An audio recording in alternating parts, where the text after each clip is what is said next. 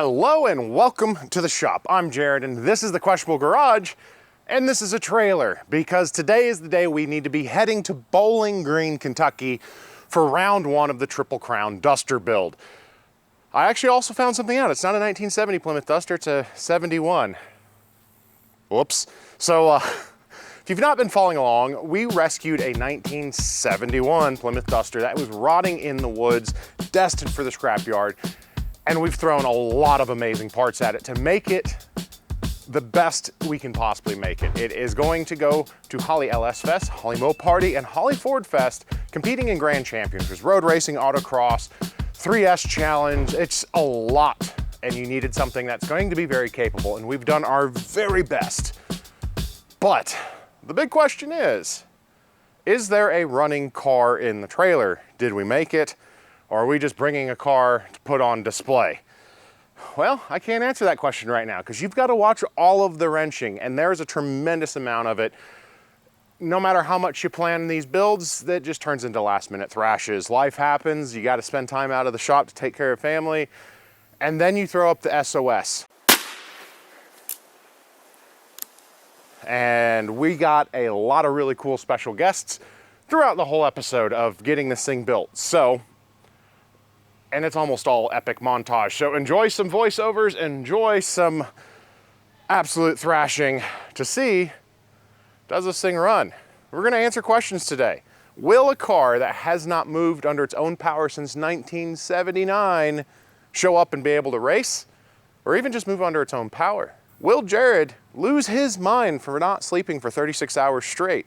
This is the Questionable Garage, so I've already lost my mind. We're building one car for 3 major events. You know, I honestly I need to upload this footage to Dwayne. I've got to drive. I'm supposed to leave like 10 hours ago.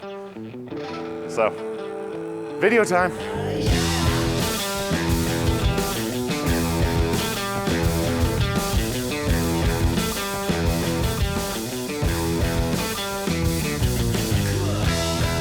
So the whole point of the parts duster was to be able to harvest some of the hard to track down things, like the steering wheel, some behind the dash parts, and of course a hood and a trunk.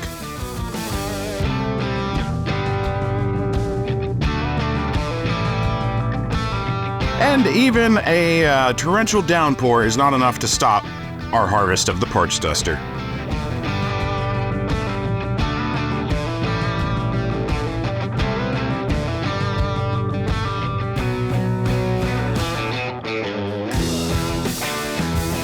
Another really important thing that a street car is going to need is wiper blades. So here I am yanking the wiper motor and wiper transmission off of our parts duster.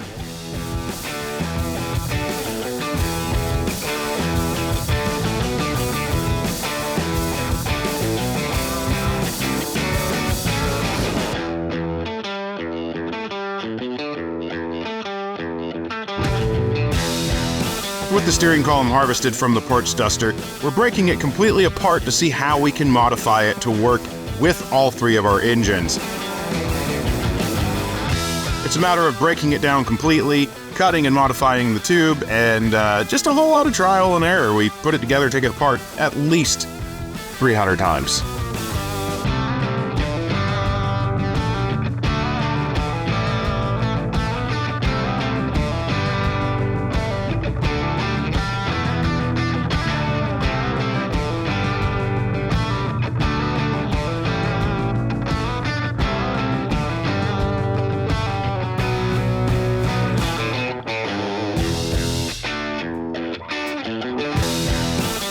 A really important part of any project is the ability to stop, and you're going to need a brake pedal for that. So here we are installing the brake pedal assembly back into the car.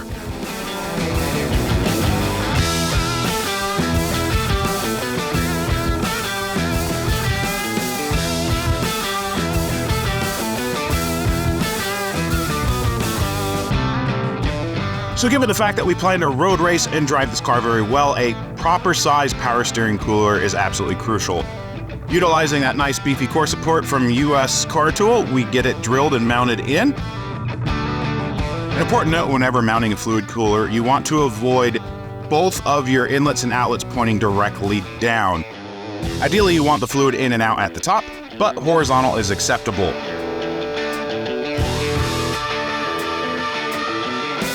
With the fluid cooler in place, it's time to start building out the front end, getting all this sheet metal installed, and making it look like a car again.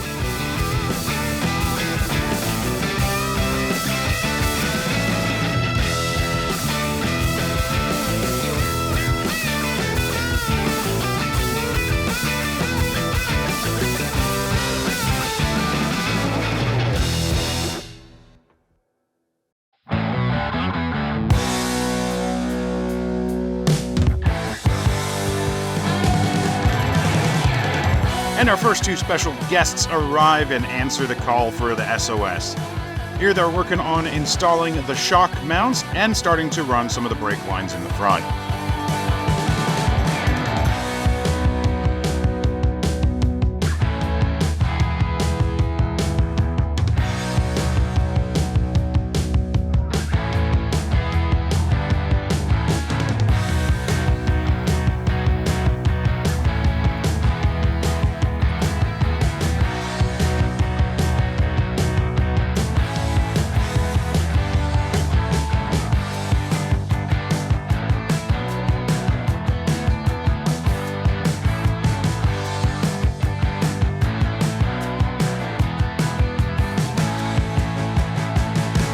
Well, all right, let's get you guys caught up on a whole lot of progress. And no, it's not just amazing editing tricks from editor Dwayne. I have help. You know, normally he makes 2 or 3 of me. He is not making CGI people. I have people here helping. We've got Chris here. Hello, Chris. Chicken City Hot Rods. Yes, sir. How are y'all? Thank you. No worries. So we threw up some smoke flares. Chris is a friend of the family. You do mostly kind of low riders, hot rods, mini trucks, a lot of really cool suspension stuff. Yep, that's my game. So I said, hey, here's shocks and also exhaust, which is almost like suspension, right? Yeah. It's all tube work. So we've got exhaust pretty much run to the Hemi, so we can actually get that yanked out finally. We have got our QA1s welded in. I had initially thought about just trusting, you know, the really old thin sheet metal. That was vetoed for good reason, so he bent up and made a real nice reinforcement plate. So we have shocks that live where they need to, and we have got that hooker exhaust, the Blackheart, mocked up and connected all the way in. So thank you. It's very tedious and not fun work exhaust there. Yeah, no worries. Glad I could come up here and help you. So we might get Chris one more day, someone we've only got for one day. Actually, I probably should just go out to your car first. That'll be the more recognizable thing. Hey, what's going on? How's it going? Right? The car's more recognizable than Sean. Friday. Hey, Sweaty Speed Shop. Sweaty Speed Shop. You've got the absolute insane NASCAR with the 70 Superbird hung on it. So a little bit one more operational currently than my sports satellite. I mean, they're cousins. The Superbird is a basically trim level of a sports satellite. Close. So. But yours works, mine doesn't. Yeah, so works most of the time. Thank you. Basically, what I was able to do, put my hand in a bunch of grease, but in the smoke flare, I managed to get three people coming that have a very similar skill set, and it's been fantastic that I've been like, here's what we need to do, and you guys were able to just focus on it, so I could kind of piddle and make sure we have the wiring things. Yeah. So it's really nice to have help that you don't have to hold their hand. Jump in and start working. But you've done the exact same level of stupid last-minute builds, and so you understand it. So you've been working really hard at getting all of the brake plumbing done, because I don't work without hydraulics, and normally we both were kind of talking, we would run that brake line either under or over the firewall by the bell housing area, just because it looks cleanest. But with all the engine stuff going on, it doesn't really make sense. You don't really want to ding a brake line. Yeah, as much as we're going to be thrashing around getting engines in and out, we both were like, you know what, let's do the Jeep way of... all the way up front. Up through the front. And this was your first time using copper nickel or that brake flaring tool. That stuff's awesome. That brake tool is really nice, too. So he's been doing an awesome job. It was kind of cool. I looked over, saw him at the welding cart pulling an aluminum rod out, which is a really just simple trick that I've done in the past. And you know, someone who's done a lot of brake lines, you bend it up initially that way so you can bend it out on the table. So again, brake line. Yeah, cheap and easy to bend. So it just, again, it's been a huge amount of help. We still have someone on the road on their way down to join in.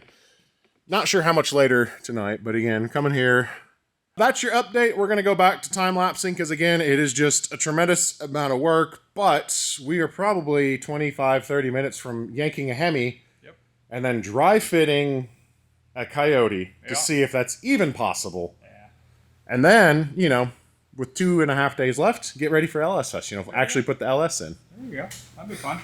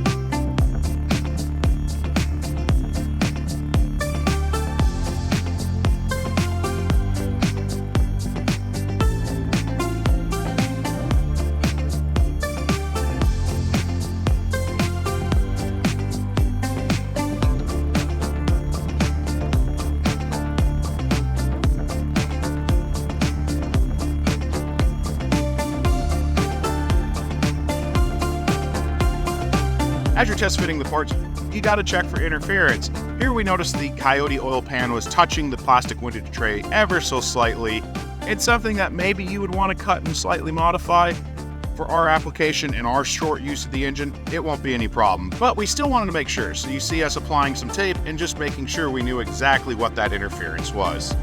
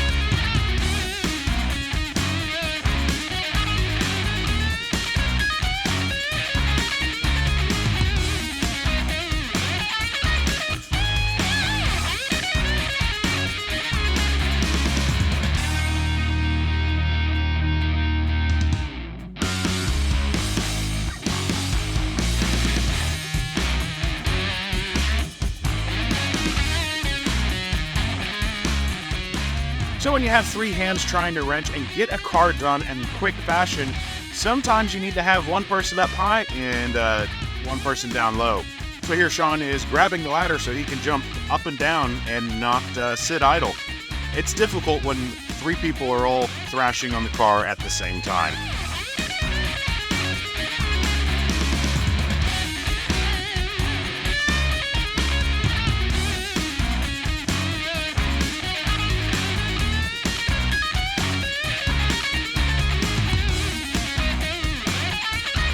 And with the exhaust fully made up for the Hemi engine, it's time to yank it out and finally put the LS in. So we pull the transmission, pull the bell housing, and go ahead and get the exhaust pulled ready for full welding.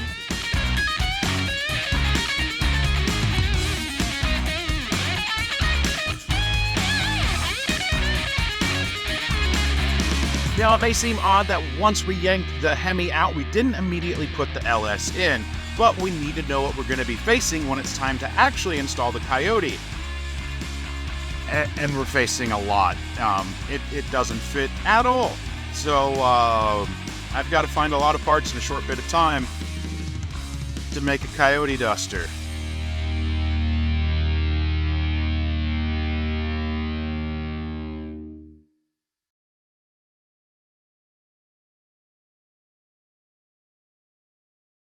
What's going on, guys? I'm Nathaniel from Spider Garage.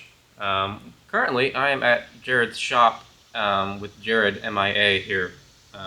He's out doing something stupid, like, I don't know, getting parts, I think.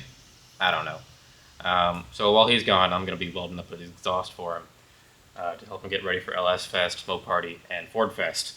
Already got the machine set up the way I need it. It's off right now for... Gonna start with Vulcan TIG? Yeah. First time using that one? Yeah, I've never used this Vulcan TIG machine before, so...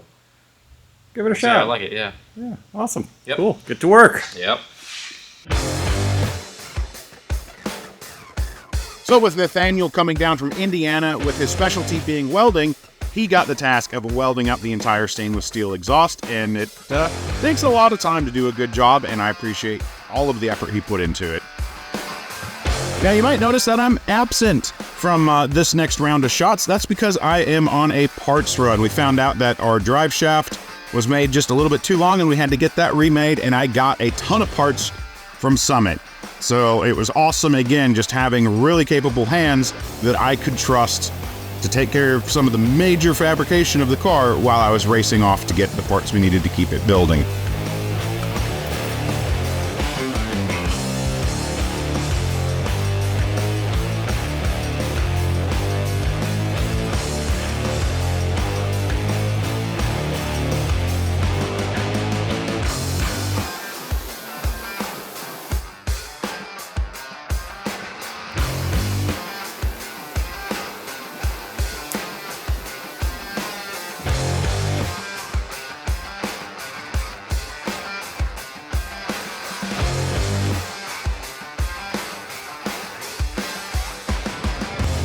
Hey Nathaniel, it's been about 2 hours. Any word from Jared? Is he around or still messing around? I think he's out getting ice cream or something. Ah, man. You want to stay here and work, or you want to go take a break for a few hours? Oh, I guess I'll get going. You know. All right. Somebody's got to work on the car, huh? Somebody.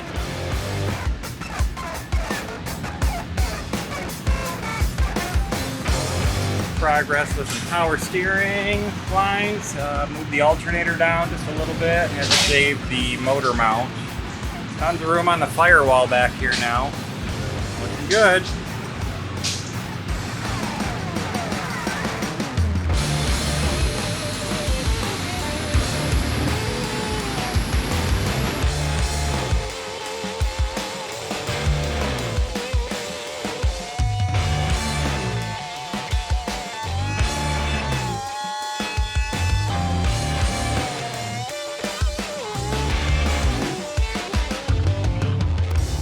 Seen Jared around lately?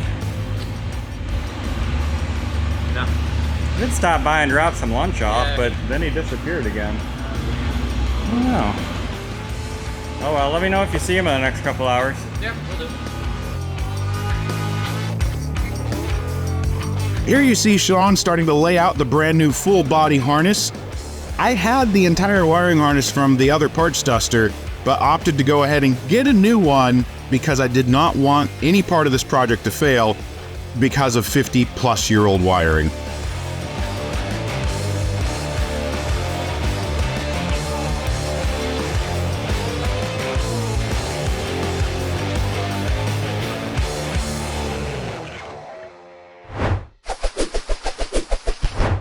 Once I got back from my parts run, figured out how everything was going, got the parts distributed, and then got started off into my own wiring fun in the front of the car.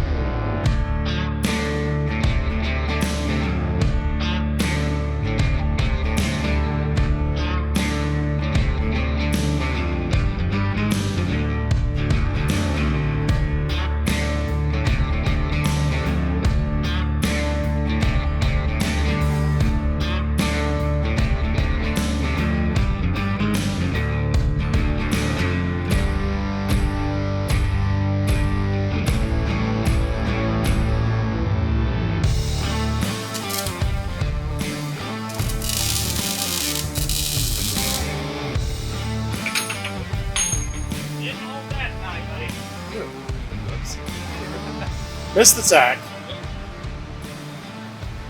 I think we've all done that like at least 4 times in our life. Oh, yeah. Actually, I hate to say this, we lower a little bit. Yeah. The extra tall lift is not for Nathaniel. Gotta go off a second. Tell me when. That's good.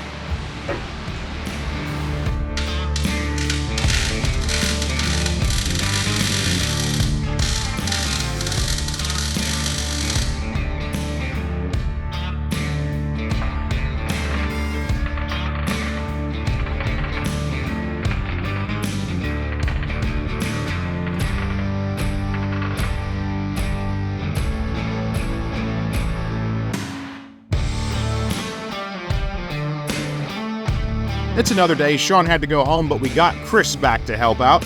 Here, Chris is installing the rear shocks and modifying the brackets. We had just welded up a little bit to give some more clearance, and then getting the exhaust fitted back in the car to stay for good.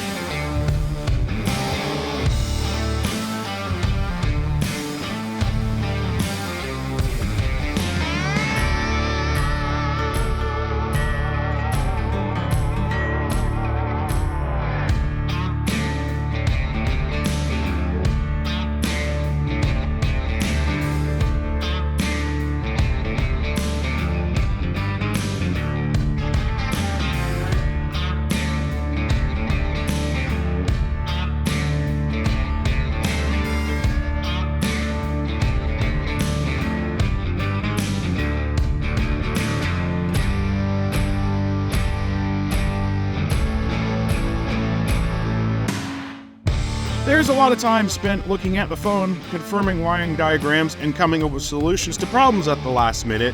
Also, we have yet another face coming in at the very last minute, as the sun goes down.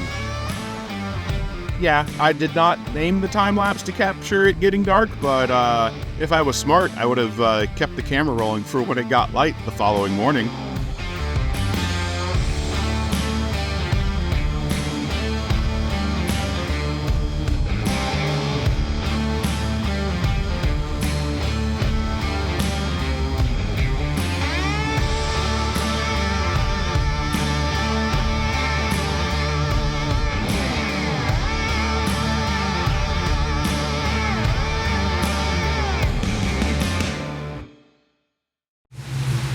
Well, if I look extraordinarily tired and disheveled, that's because I am, as well as a couple friends, but as you can tell by the smoke and the rumble of a V8, we have a running Duster. A win.